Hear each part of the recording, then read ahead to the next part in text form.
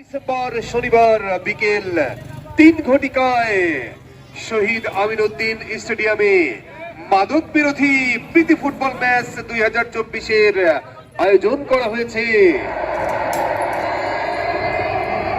উক্ত ফুটবল খেলায় জয়ের আনন্দ ছিনিয়ে নিতে মাঠে নামবেন একদিকে সুজানগর ফুটবল একাদশ সুজানগর এবং অপর প্রান্তে থাকবেন শিক্ষার্থী স্পোর্টস ইনস্টিটিউট পাবনা।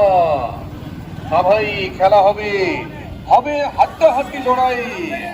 উক্ত জমকালো আয়োজনের ফুটবল ম্যাচটি উপভোগ করতে চলে আসুন ৭ ডিসেম্বর শনিবার বিকেল ৩ ঘটিকায় শহীদ আমিনউদ্দিন স্টেডিয়াম পাবনায়।